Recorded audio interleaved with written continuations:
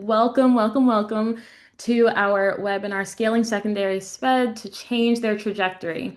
I'm not going to talk too much because we have wonderful presenters who are going to introduce themselves a little bit more and talk a lot about our objectives for our time together. But I did want to remind everybody that the same way we're engaging in the chat, please keep doing that. It is a webinar, which means that unfortunately you can't come off mute or turn on your cameras, but we still want to hear from you. So blow up the chat. I'm going to be monitoring it even if my camera is off. And then we also have our Q&A module that you'll see at the bottom of your screens. It should be right in the center there. If you have any questions throughout, if somehow we don't get to your question just given time, we will be sure to follow up with you via email. And we're going to use the email that you used when you registered. But thank you all so much. And I am excited to hand it over to our presenters, Michelle Brandon and Dr. Meredith Keeley. Thank you so much, Tiana. I'm really excited to be here. As she said, my name is Michelle Brandon. I am from Salt Lake City, Utah, born and raised, and I have been at MindPlay just shy of 3 years, and I have been in the ed tech space for about 5.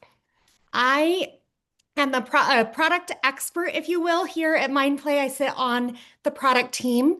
I have a really fun job in that I get to connect and network with educators and administrators like yourselves and hear about, what are some of the challenges that we're seeing in the market? How are we creating educational tools and resources to better serve your students? I'm joined by my colleague, Dr. Meredith Keeley. She is my number one go-to person here at the organization. She is our director of curriculum and instruction and basically who I call the residential guru. Today, we're speaking about special education, especially in secondary populations, understanding that there is a call to scale those efforts. I myself am not just professionally motivated and excited and passionate to be able to help these students.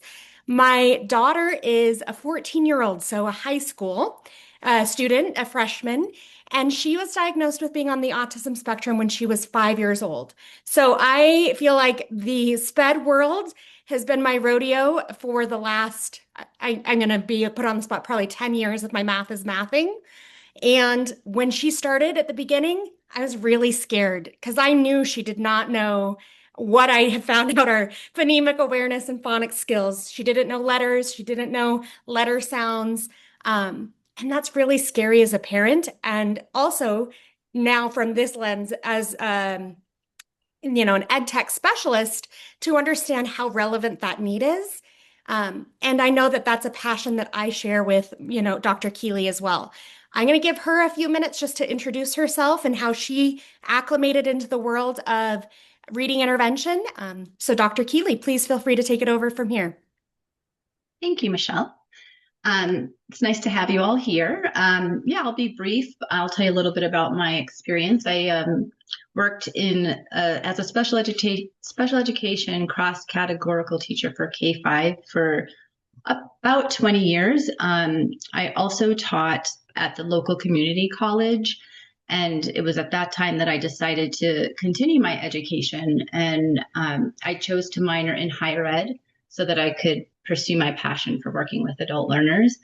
I was lucky enough to have my advisor be Dr. Nancy Mather, who's well known in the field of dyslexia. And so I used MindPlay as an intervention with adult learners as my research project. So I was able to observe firsthand how well the program worked to support older learners and help them build their foundational reading skills. Well, thank you. I feel like it's kudos to you for finding that passion, but Dr. Keeley has actually been working in some capacity with MindPlay for over 10 years. So a believer in reading intervention, obviously has a world-renowned expert as an advisor, and we're lucky enough to be able to share her expertise to help serve educators here. What I'm hoping that she and I can continue to provide you is a good conversation today centered around understanding why individualization at scale is so important and so critical right now for our secondary students. We also want to be able to just say, okay, we recognize and see your challenges. We want to hear from you on what things you're seeing in the classroom, but we want to provide you with tools that you can take that are actionable to help reverse skill regression and help empower these students to be able to secure transitional readiness, right? We are all adults in the world and we need to be able to interact in the world. And with that, it's important for us to be able to create actionable implementation plans to secure that instructional momentum, secure foundational adult readiness, and things of that nature. As we're chatting, please, again, Tiana said, drop things in the chat. I wanted to reference how widespread the student population that we all serve and care about is. We often hear the most vulnerable students, right? Or that is a term that is used in a way to describe secondary special education learners. If you're not aware, we're going to be aware today that 1 in 7 high school students qualify for services under IDEA. Now, if we think about that in respect to intervention and recent NAEP scores, that's closer to 1 in 3 or 1 in 4 students that really do need the educators that are on this call to help secure, their lifelong readiness. What that means, though, for the students with learning disabilities or special needs is that nearly 30% of them are at risk for dropping out of high school. And then if they do choose, they've graduated, they have their diploma in hand, only 16% of those students are likely to start pursuing a bachelor degree and then actually accomplish or receive that diploma or degree, if you will, within the 7 years from when they started. Now, again, as a parent and an advocate for this community, that is a reality that, we know not everyone wants to pursue a 4-year or traditional degree. But the other reality is that we have roughly 37% of our able-bodied adults, ages 16 to 63, that are gainfully employed. Now, I already talked about my daughter. Here she is on the left. She received Student Choice Awards, which is a really cool thing at Canyon School District here in Utah. But she earned the Superintendent's Choice Awards award last year for her middle school. I am always willing and singing her praises, but she really is inspirational for me. Again, the little girl that started not knowing how to speak in complete sentences now is reading on a 4th grade reading level. She's making incredible gains in her accommodated classes. And the fear that I once had of what ifs is actually now been comforted by the fact that I know that special education specialists and educators and admins see the effort that she's making in the classroom and want to build on that momentum. So she will be ready. Now, again, areas that Meredith and I tend to kind of share or relish in the beauty of recognizing these students is in the story that she also has about ensuring that students like Lena, my daughter, or her example she's going to share are more than just a statistic. Yeah, so what you can see on the slide is an exit slip. This was from a developmental reading class at Pima Community College. And as you can see, the student had graduated high school, but well, you can't see that, but he had graduated high school and lacks the foundational skills he needs. So when you see that, the question for me was like, how did he graduate from high school? And I got to know him, and it turns out that he was an English language learner, and he had bounced back and forth between schools in Mexico and Arizona, and he also had a label of specific learning disability. So he graduated from high school, but he was not able to read. And because of the language barrier, and he was a quiet, really polite kid, never caused any trouble, he was just passed along. And whether they didn't have the resources or the time, nobody actually took the time to teach him. But he wanted to learn. And if you've ever taught in a community college, students in those classes, they don't want to be there. They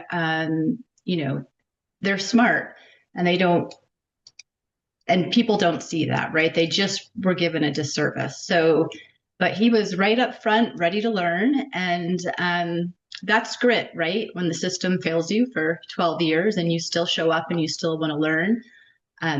To me, that is an amazing quality to have. So I started tutoring George after class 2 times a week. I also gave him MindPlay for him to use at home in his spare time. And we worked on foundational skills in person. We used on expressing his ideas in English. And he started to realize that he did have the ability to learn. He just hadn't learned to do that yet. And he loved MindPlay. I remember he came in one day really, really excited because he never understood the difference between short E and short I. And he always thought they made the same sound. And so to him, he just thought that was the most amazing thing he had learned. And this is someone who went through all of elementary, middle, and high school and didn't know that.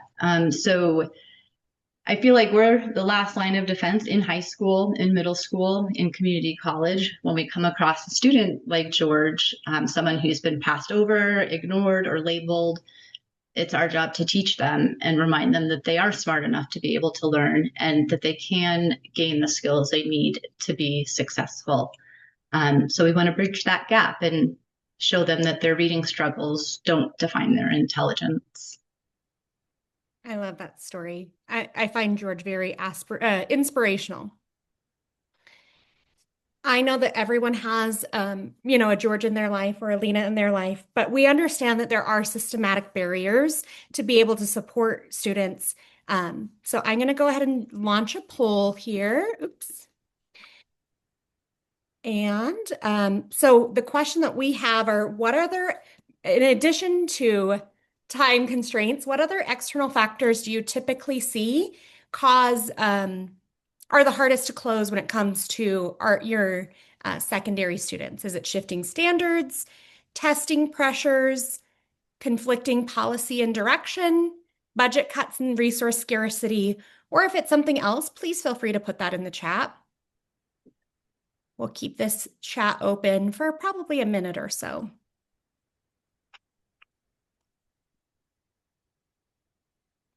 I'm sure sometimes it's like, can I choose all of the things?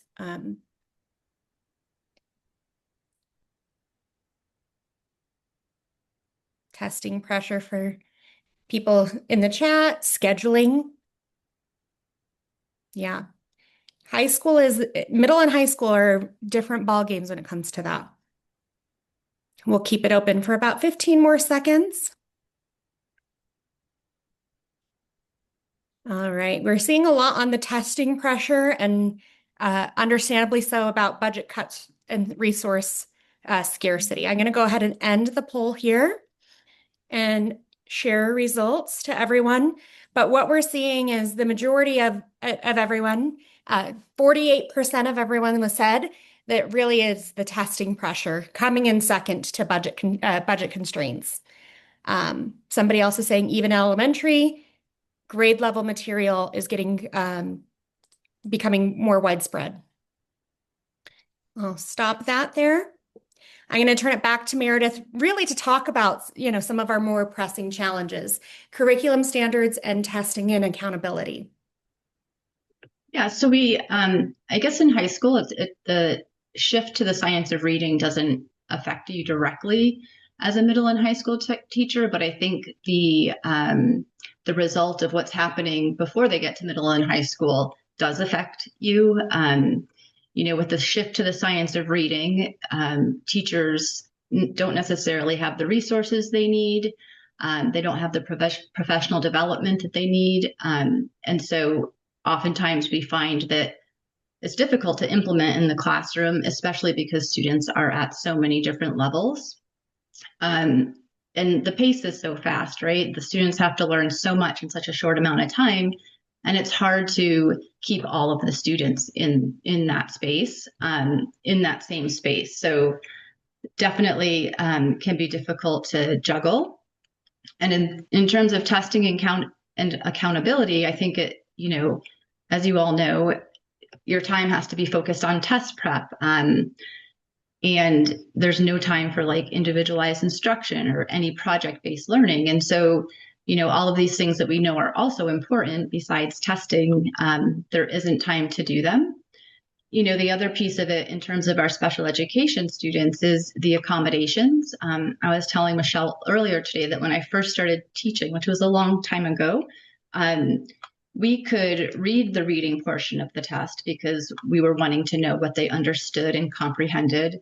We were also able to choose the grade level of the test. So if I had like a sixth grader working at a third grade level, the student could take a third grade test, because at the end of the day, the state testing does not demonstrate the progress students have made that teachers work so hard to help their students get. And so, there is that piece of testing and just having to focus so much on that. And I think personally, it's not great for any student, but especially our special education students who are already so far behind. It doesn't leave time to help them catch up, especially when there's one of you and however many your school lets you have in a class, as many as possible. So those are both definite struggles that happen for teachers today. Yeah, I think it's important also to, again, kind of point out the teachers today doing all of the, testing and grade level accommodations or push-in. There's so many different models now for how special education works in different schools, districts, states, right? But fundamentally, this is not a isolated Utah problem or Arizona problem. We know budgets and resources are getting cut. I was just in a recent school community council meeting, and even in our PTSA meetings, we hear that teachers and admins are having to do more for less with less and less every single time. We're not seeing that isolated just to special education either. It could be a dual immersion program or gifted and talented. I heard from a teacher recently that they have like 45 kids in one class for gifted and talented at the middle school that my daughter attended. What that means is, to Meredith's point, how can I help 45 students in a 35-minute prep period, or like a not prep period, but class period in middle school, or even in an hour in high school? It really makes it so that creating effective, automated intervention is not scalable. And we know you all have the tools and resources to be able to teach, but doing that in such large groups is really not effective. And then what we're also seeing is those tools that exist today are oftentimes core programs that have been pushed on supplemental or intervention or SPED services. Is that great? Great that they have access, but it's a one size fits all for a less than one size fits all demographic. And again, I think we all recognize policy for science of reading movement has changed and has grown, and we're seeing real, more regulation around that. But what happens is when you don't have the skill, you're not given the professional development to apply that in your classes or in your districts. You're lacking a roadmap without the resources. And what happens is it becomes a reactionary system for a proactive problem, or, proactive problem in that we're not fixing things proactively. And so we hear you for as admins, you're basically creating this tipping point or this iceberg that is happening.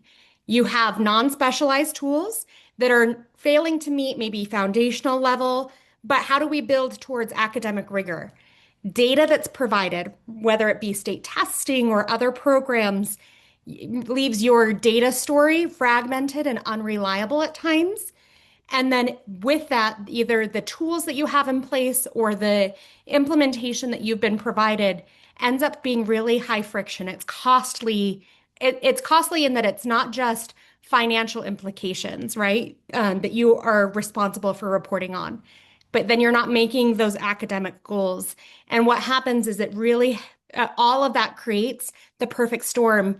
And at the end of the day, you're not delivering on your promised goals. We hear you, teachers. I'm sure there's everyone here that's like, yeah, I'm spending this time, my prep period, and I could be using it in more than one thing. And I hear you and I appreciate that you're here. I know that, again, you have specialized skills, you've had training, you've been working for years in this population, but your time is becoming more scarce. And then also, all of those systems in place limits your ability to be able to provide individualized support or scale for rigor, being able to help them with their functional level as a student versus their grade level. And so what happens is it's like if you break your leg and or fracture it, right? And then it's a hairline fracture. You don't go to the doctor because yeah, it hurt, but I'm getting by. Well, what happens is that stress fracture is going to compound and it really takes a toll on our special programs. So then you're operating beyond capacity and your workload is unsustainable. And really, the students that typically, or the affected community or affected population is our students. What happens is, they are working on foundational skills, but we know grade level content is really focused on comprehension and fluency. And then we also recognize those skills are important. That's what's going to be able to secure a job interview. Hey, can this student be able to take a driver's test and be able to pass because they understand the questions being asked? So those gaps widen and your students are in a place where they may, feel stuck and they're not prepared for the future. I really love this video. I'm going to make sure the audio changes, but our goal today is to help you see that there is a brighter future and there is a solution in place where you can see the belief in what's available to you as educators, but also to students.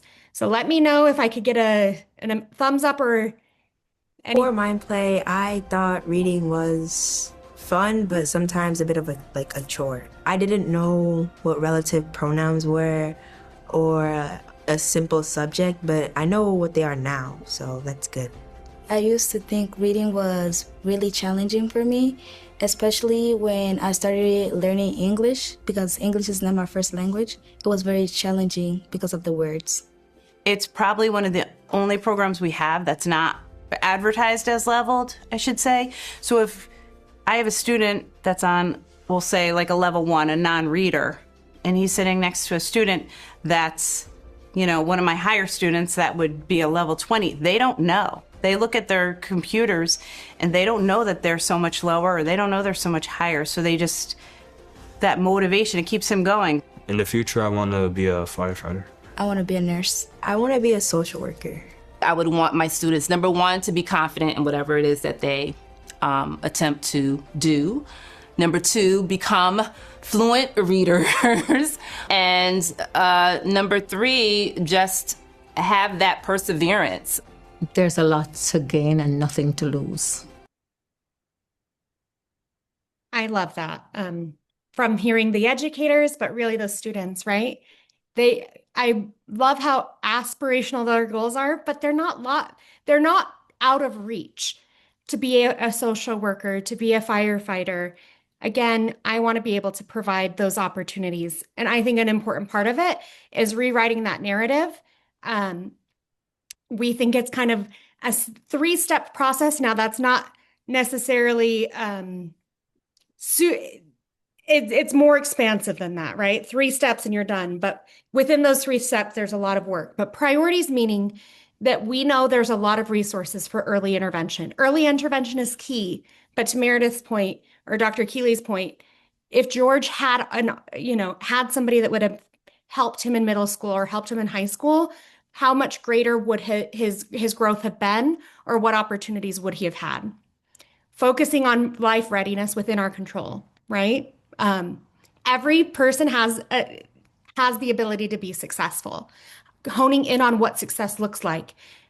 It could be somebody that, my daughter, I want to get my driver's license. Okay, well, what can we do to prep for the written test? And then also for the driving test, right? I need you to be able to read the signs and understand what that means. Giving that lifelong skill and then believing in these students. Being able to give them the confidence that they can to succeed and instilling that and then saying, watch me get my driver's license, watch me pass high school, watch me, go to college. And so you can shift that narrative. And so in the chat, if you can, I see it already happening, but which of these core priorities do you see resonates most with you right now?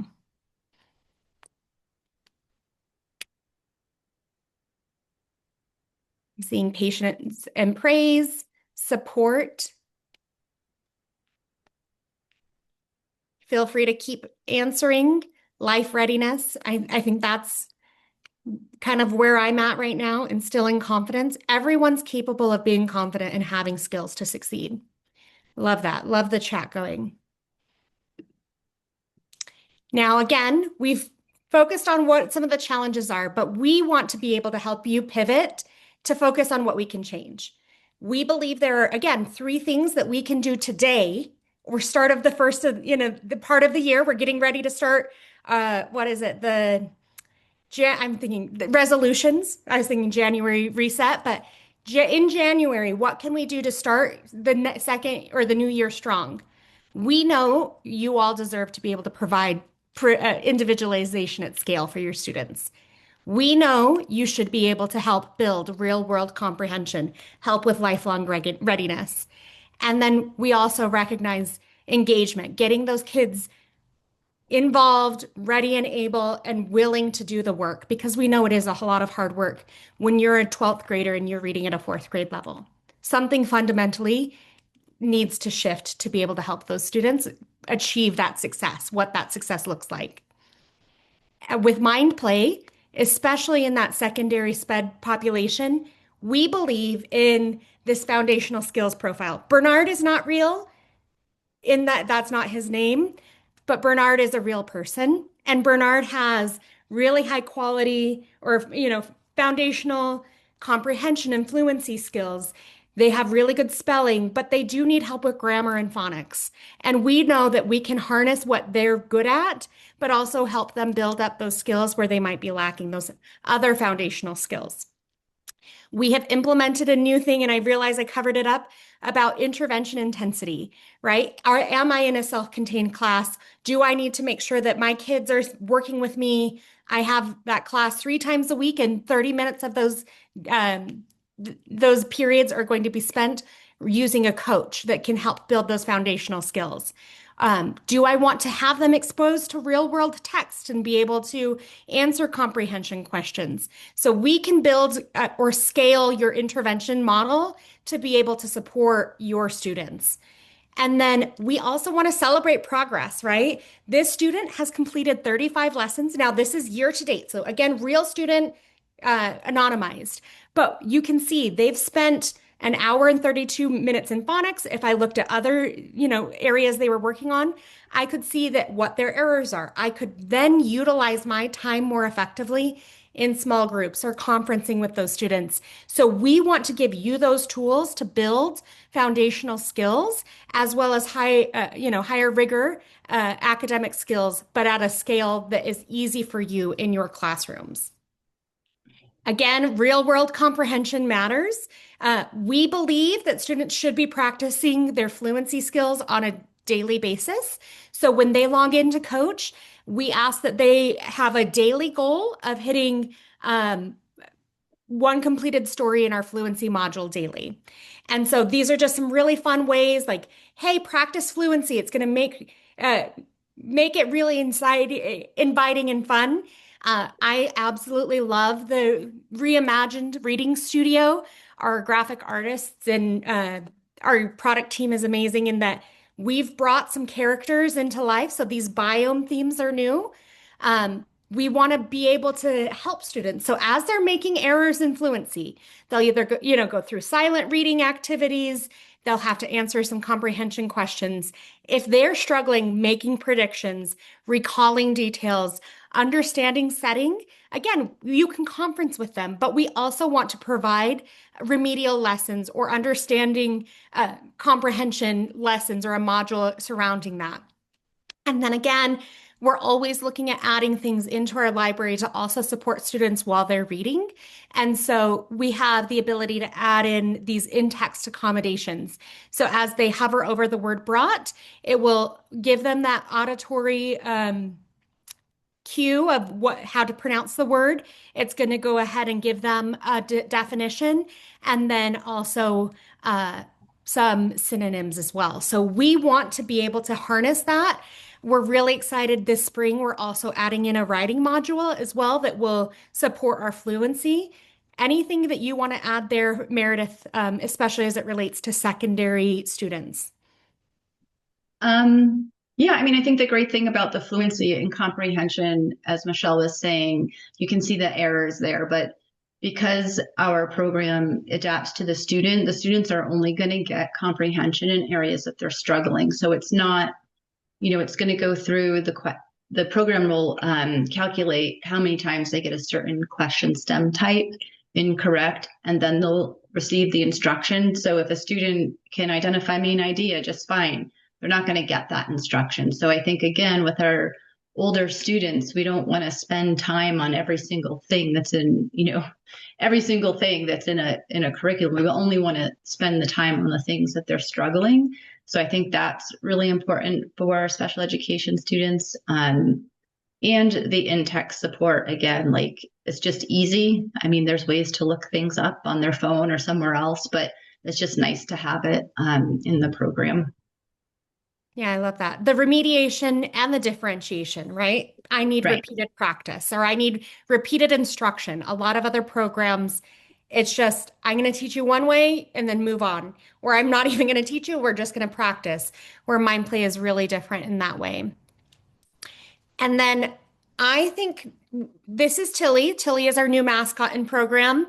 But as you can see, they're going to celebrate students. Should I be reading a book? Well, Tilly tells me I have nothing checked out. I'm going to go find that. Incorporating fun, right?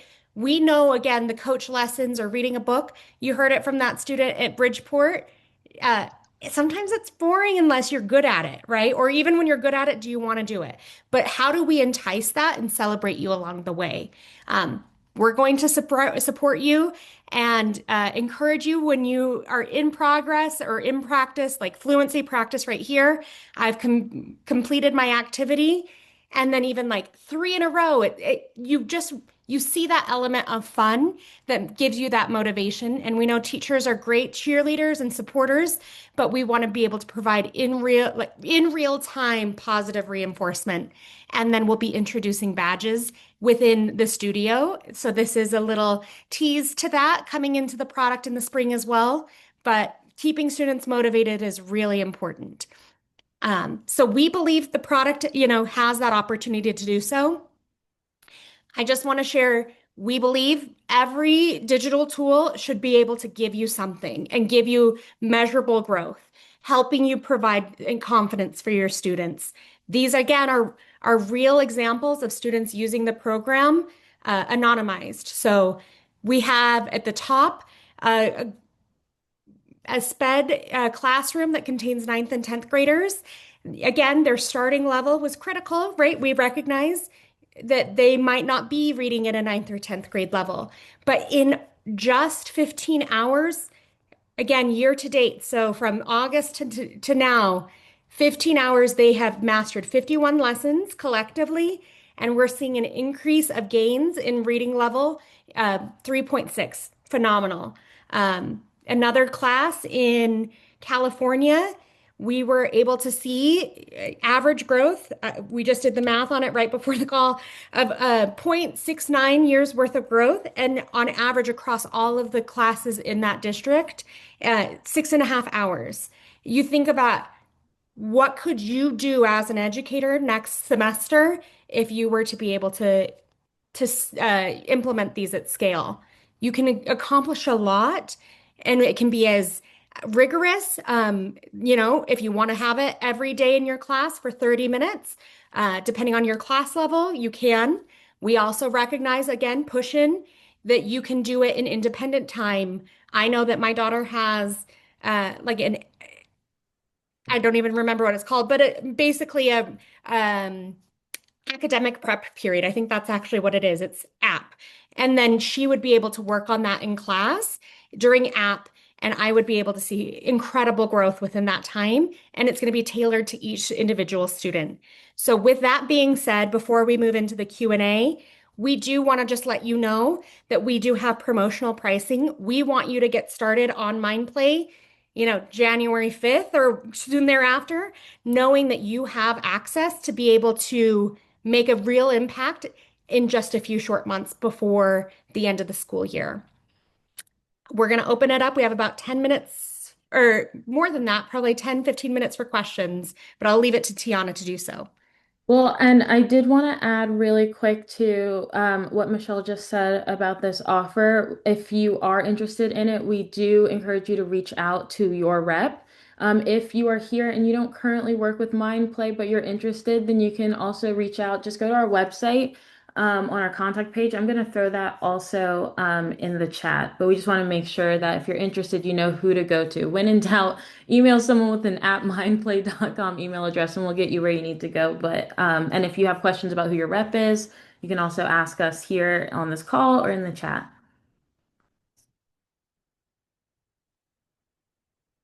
And I don't see any questions coming in. I think they sort of came in as the presentation went on, but if you have any, feel free to throw those in before we conclude. And I see your note, Kamara. I don't see anyone waiting to be let in, or any way for us to do it. They should be admitted automatically. So I'll keep an eye out, but I think that we're okay there.